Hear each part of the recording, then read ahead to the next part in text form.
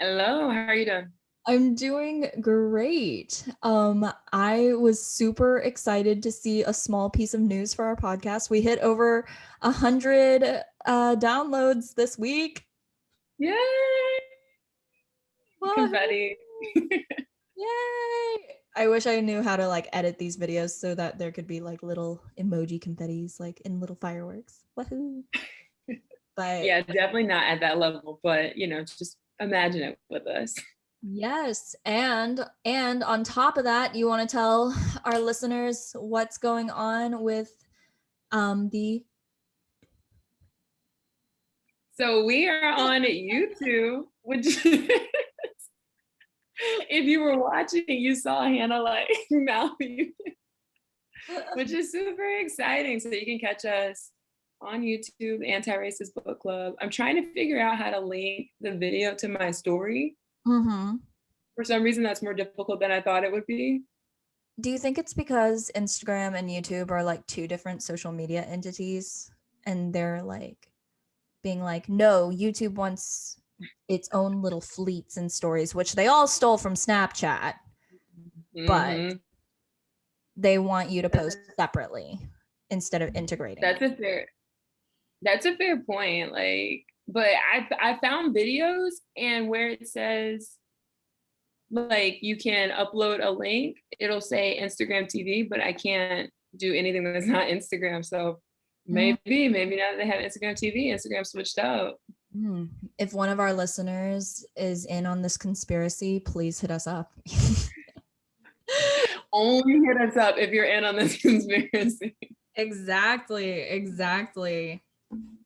So we'll see how different ways, but we are definitely on YouTube. So hit that subscribe button. Yeah. Woohoo. Can't wait to see how our YouTube journey takes off. This whole podcast thing has been pretty cool, honestly. Yeah, Have you listened I'm to really enjoying it. Oh yeah, sorry. Have No, go you ahead. I was just saying I'm really enjoying it. have you listened to Kendi's podcast yet? Yes, I listened to 2 episodes today, I think. Okay. Uh, have What you listened to No, I meant to listen to it on the plane and then I fell it? asleep. And I hate falling asleep and missing something. That's why like people are like, go to sleep, just put on a podcast. And I'm like, no, I can't. Whenever it was nap time in kindergarten and they would put on like a Disney movie or something, I would always stay up to watch the movie. I Mm, cannot sleep if there is legitimately something happening. okay, that's fair. And then even because I'm definitely a person who can sleep when a show's on or something, but it's not like I get it. I'm asleep. I miss all of that information. So then I have to listen to it again when I'm not sleeping. Exactly. I can't fall asleep with the TV on. I can't fall asleep like I can fall asleep if there's nothing happening, like if I'm on a bus or a plane or any other mode of transportation. But if I'm like listening to an audiobook or if I'm doing a podcast, I'll listen to it on my commute Okay. so that I'm more active and awake. Yeah. Yeah. So like what were your first impressions of it to someone that how would you describe it to someone that hasn't listened to it yet? Ah, it's so good. It's so good. It's an extension of How to Be Anti-Racist, but it's more action based. Well, if it could be more action based. So he's just like I just listened to one on ableism. Mm-hmm. I think I forget the name, but he talks about with the guest about how ableism and racism are like that they come from the same roots. Like they are very similar. And so he asked the guest who's like an expert in the area how like what are practical things that we can do for people who want to be allies. And it's very practical like that. So far, the first episode was a deep dive with the CEO maybe of the company that's sponsoring his podcast. So that was more abstract, but it is good. Oh, He does that's not disappoint. I can't wait. I can't wait. I will definitely listen to it tomorrow on my commute. Oh my goodness.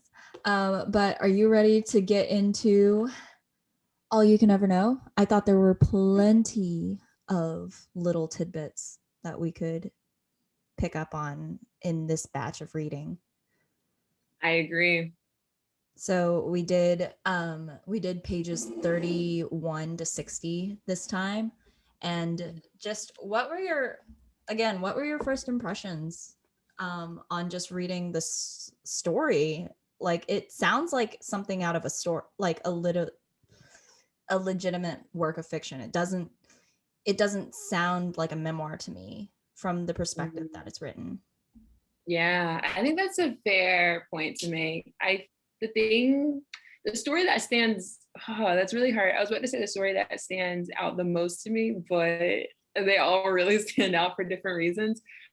I guess I'll start with the perspective of her biological sister, who was expecting a younger sibling, and then the parents came back and didn't have the kid with them. I'm really glad she put that in there. Like, I think that added just another dimension to it. I'm really glad that she talks about her story, her parents' story, and now her biological sibling story. Yeah. Like, and whenever I heard that this was a book about an adoptee, like, not every adoptee experience is universal. Like, so there are adoptees in Reunion, there are adoptees that aren't in Reunion, and I thought it was so fascinating because as a Chinese adoptee, it's nearly impossible for me to be in Reunion or to potentially be in Reunion just because of the nature of my separation and my adoption. So to be able to actually read from the perspective of a bio family, that I thought it was also like just really cool. And so when you say in reunion, you're talking about in reunion with biological family, right? So yeah, Okay. adoption terms, in reunion means in reunion with your biological family. Sometimes it's a positive reunion, sometimes it's a negative reunion, sometimes it's somewhere in between any of those two on the spectrum. But in reunion is that you have contact, I think. And if any adoptees are out there listening, feel free to DM me and correct me if I'm wrong, because like I said, it would be near impossible for me to be in reunion with my bio family just because of the nature of Chinese adoptions. But so I thought it was really, really cool that she had the sister's perspective in there. And I feel like it could only be written for someone who's been able to like sit and reflect for a long and deep time about this kind of a hard and complex issue. So Yeah. And I'm gonna dive off your point about reuniting with family. And when she was talking the last three chapters that we read before about how everyone, or a common thing is that like your parents loved you, but they wanted to provide you a better life. And we dived into that last week. And so they put their kid up for adoption. And so thinking about in reunion, I mean, it's clearly a natural desire to meet your biological family, but I also think that you being told that, and then you just like in general, adoptees being told that their families love them and wanted a better life for them, that also plays a role into it. Because then you're thinking, they loved me, they wanted me to have a better life, I meet them, it's going to be a great reunification. And as you said, they're not always positive. what makes me think about that is about that fact that they might not always be positive is like whenever someone would tell me whenever I was younger, oh, your parents wanted you to have a better life, and then I would like, okay, I never said this out loud, but I definitely thought it. I would look at the other kid and be like, then how come your parents didn't give you up for adoption? They wanted you to have a better life. You could have had a better life not growing up the way you're growing up. How come you weren't separated? So, like, what constitutes as a better life once again? Yeah.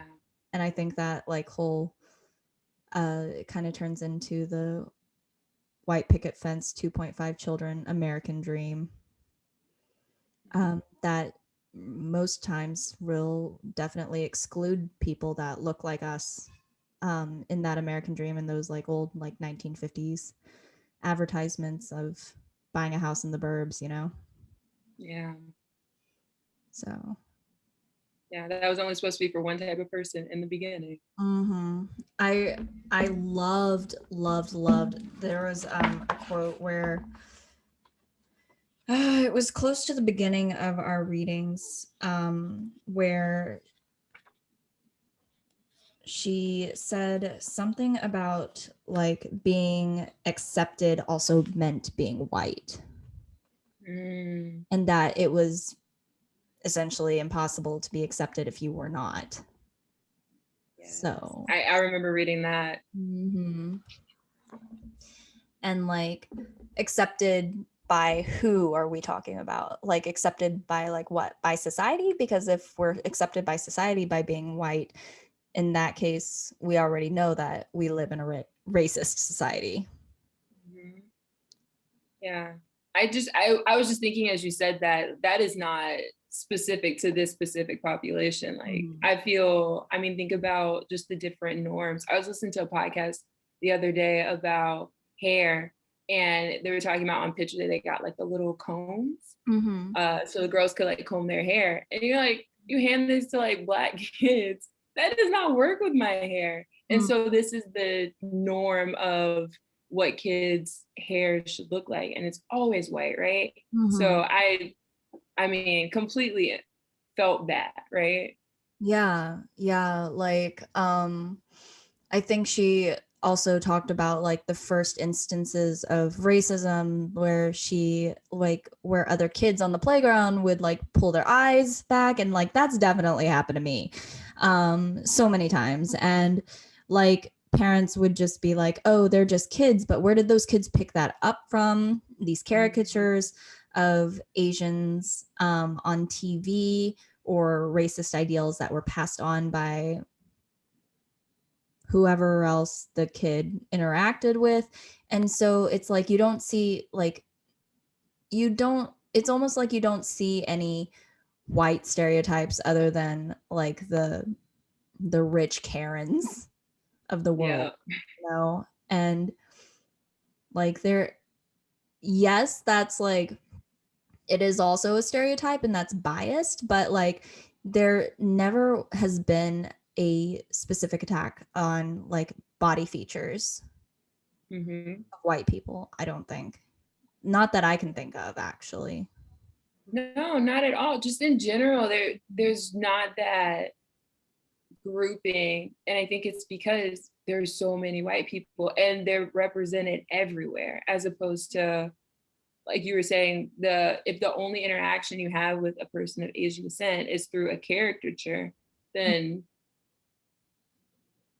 Like, of course, you're going to like squint your eyes and say, hey, I'm Asian, or something like that. And like, right. it, that is so damaging to children, just knowing that like they can't fix their physical features. Like, Mhm. that's how they're made. Sorry, Yeah. that's our genetics. Like, um, so much of I don't have a lot of exposure to the Asian beauty market, but like I've seen like products that like tape and glue that will actually fix the monolid and kind of like peel it back. And like there's surgeries dedicated to it. There is skin bleaching to be like whiter.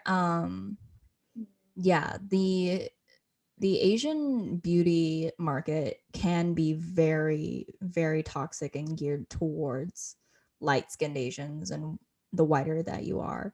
So, like, that's always something that's just going to be damaging, I feel like. Definitely. And it shouldn't, I think the bottom line is that you shouldn't feel like anything that like you're naturally created this way, that any of that needs to change just to fit into what normal is, Yeah. or you to be accepted like Mhm. as a person.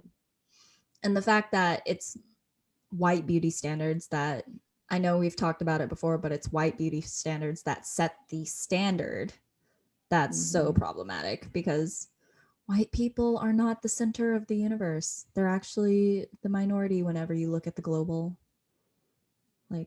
scale. Yeah. This reminds me of my roommate in New York was of Vietnamese heritage, and she was telling me about her first time she went to Vietnam, and she was like, it was just so powerful because this is their standard of beauty. People who look like her, people are of her same ethnicity. And I never really, like, I still haven't felt that, but I can imagine how powerful that is to go somewhere where, I mean, it feels kind of segueing back into Nicole Chung and All You Could Ever Know, how when she went to Seattle and saw so much diversity, just the power of being surrounded by your people. Yeah, the just like the cultural mirroring. The cultural mirroring is something that is a piece that I feel like I did not have growing up in Central Texas as a child. But also the biological mirroring that that you were just talking about, that Nicole Chung was just like seeing all the diversity, seeing like people that like looked like her, and it's a little jarring to me still whenever I go into Asian spaces. My first time back to China, I just remember just feeling so just kind of almost weird that I didn't stick out. Mm. Feeling like I could be just another face on the train and no one would look at me. No one would stare at me. Same goes for whenever I'm up here in New York. Well, not so much anymore because I feel like people are staring at Asians a little more now because of the whole COVID, but being able to be in a place where it's not strange to be like just yourself and who you are and not stick out like a sore thumb. Yeah. Yeah, and Nicole talks about that when she went to Seattle that first time, and then also when she went to college. Mm-hmm. Yeah, for sure. Like, I think the other bit that I highlighted in here was like gonna knock my microphone off. The other bit that I highlighted in this book was talking about, well, if I can find it. My bad. Give me a second. I'm like, Don't worry about it. Okay, here it is. How it talked about in most published stories, adoptees aren't the adults. We're the ones with power, agency, and desires that matter. We're the babies in the orphanage. We're the kids that don't quite fit in. We're the struggling souls our adoptive families fought for, objects of hope, symbols of tantalizing potential and parental oh my gosh, magnanimity. I can't read out loud. And wishes fulfilled. We're wanted, found, saved, but never grown, never entirely our own. Yeah. That also just kind of makes me think about like how white people have had the tendency to kind of infantilize other cultures and other races. Like Yeah. whenever white people adopt babies of other cultures and other races, like they definitely are like, oh, we're gonna have to show this kid how to be raised the proper way, you know. And and in my experience, it's so interesting to see even adult adoptees continue to be paternalized or infantilized, and the parents are being what's the word, patronizing. Yeah. Yeah. That's so interesting. I got something completely different from that quote, but that is a great point. Mm-hmm. Did you ever read the poem White Man's Burden in school? No. Okay. No. So White Man's Burden, I want to say it was by the guy who wrote Jungle Book, Rudyard Kipling, who Okay. is also a raging racist. But Okay. granted, it was like the 1800s. So we're talking like pre-Civil War era or 1900s, post-Civil War era, but imperialist era. We always live in a racist time. What are we talking about? What am I saying? This is no different than now. No, this is no different than now. Anyways, so The White Man's Burden is a poem that essentially talks about how the white man has the burden of teaching all the quote unquote savages how to actually behave and be a civilized member of society. Um, yeah. Wow. That just takes me back to when we were talking about education, and they said that the Black and brown kids need to be around the white kids so they Mm-hmm. can learn. Mm-hmm. Oh, my blood is boiling.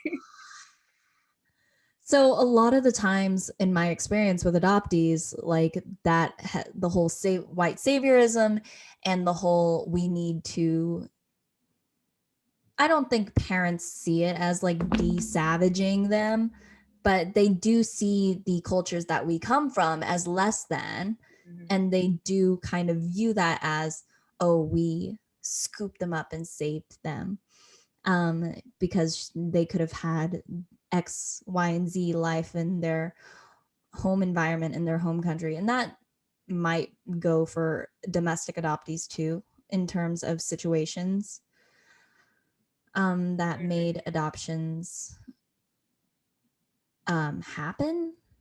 I don't want to say Yeah, possible because like it's not great. Like domestic adoption isn't always a happy ending story either. right. Um, but like there's always going to be that that extra layer, that lens of paternalism that I think parents really need to watch out for, because it can get out from it can get away from you too. Like, Yeah. And I think especially because, I mean, like you said, it's not intentional, but because we now know it's a thing, being extra intentional and making sure that you're not also falling into that same pattern. mm, That's very interesting.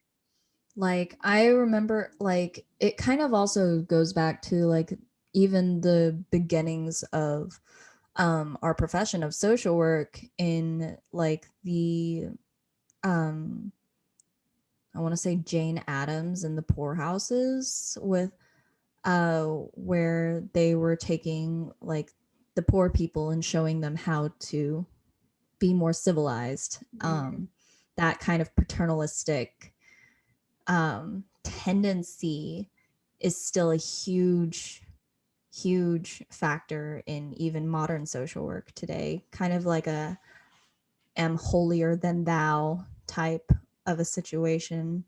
And like I'm so good at helping you, I'm going to teach you how to navigate these racist systems rather than trying to attack the system. Right. Because it's still individual blame. Mm-hmm. Like, so either directly or indirectly, the thought is this is still on you Mm-hmm. or on where you come from, that this is the situation. Yeah. Yeah. I mean, that's kind of like what I have interpreted from like the disconnect between clinical social work and the bigger systematic change, that we're there's a weird divide to me. Definitely. And as two macro practitioners, we're more systems minded. Because So we even don't talk, go ahead. we don't get to see the little interactions of the paternalizing and infantilizing clients sometimes. Yeah, because even if you talk to other social workers, I remember when I was like getting ready to go to grad school and people were saying, "Oh, what do you want to study?" I was like, "Social work," and they're like, "Oh, okay, so clinical, right? Like person to person interactions." Like, no, actually, I'm more into policy. Like, whoa, right? Like, oh, I could never. I remember there was one lady, and she was like, I could never do that. So just the complete separation of worlds, when in fact they are more unified and should be seen as more unified. Because I mean, for me, it should work from, I mean, the bottom up doesn't even sound like what I'm trying to say, but Mhm. from clinical should inform policy as opposed to policy informing clinical. Yeah, exactly. So I think that it's so interesting that like there are so many like opinion divides within our own profession. Mhm. Yeah. Hmm. So interesting. Goodness. I thought I had a point, but I forgot it. It's all good. It's all good. I'm gonna actually look up the white man's burden right now and see if I can read an excerpt from it and Ooh. see how angry we get. Oh my God. I'm doing I'm doing this to us. Why does this exist? And the fact that it's titled White Man's Burden. Okay. 46% of Google users like this book. What? Okay. Yep. So the full title is The White Man's Burden, the United States and the Philippine Islands. So, ooh, written in 1899, so post Civil War era. Rudyard Kipling, a poem about the Philippine American War, which exhorts the United States to assume the colonial control of the Filipino people in their country. Ooh. Oh. Originally written to celebrate the Diamond Jubilee of Queen Victoria. Ooh, that's another thing that we can totally talk about is British imperialism and how people are still celebrating British royals when they were the original colonizers. Mm. Um oh my goodness. Okay. Yeah. It was take up the white man's burden, send forth ye best breed. Go bind your sons to exile to serve your captives' need. Ooh. Ooh. So, oh my God. Are you just reading? It was just the first 4 lines. Lord. Um, oh my goodness. Interpretation.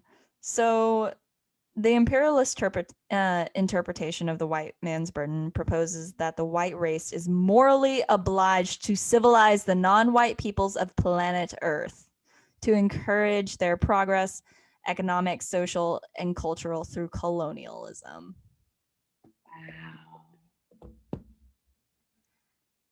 Wow. Wow. Wow. Like I have read pieces by other adoptees where they say that um that adoption is the ultimate form of colonialism Interesting. because it's literally taking a baby from its culture, its heritage, and assimilating it and trying to assimilate it um into white society. And that doesn't go for all adoptions because not all adoptions are transracial adoptions, not all adoptions are transnational adoptions.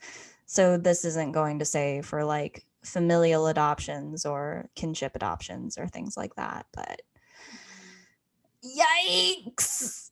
Mm-mm. And I mean, Nicole, the advice her parents got was just assimilate her. Mm-hmm.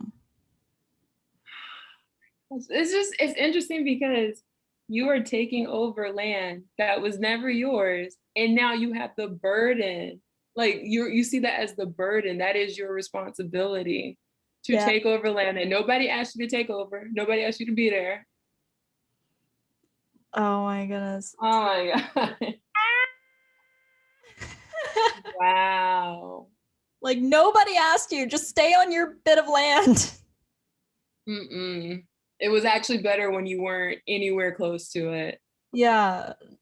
And I feel like it's so interesting because in school we hail age of exploration as like this amazing thing that happened, this discovering of new lands. No, the lands were already there and they were already discovered by the people who lived on them. You just decided to, I don't know, commit genocide and take over. Yeah. And you get a day. You get a national holiday because you do that.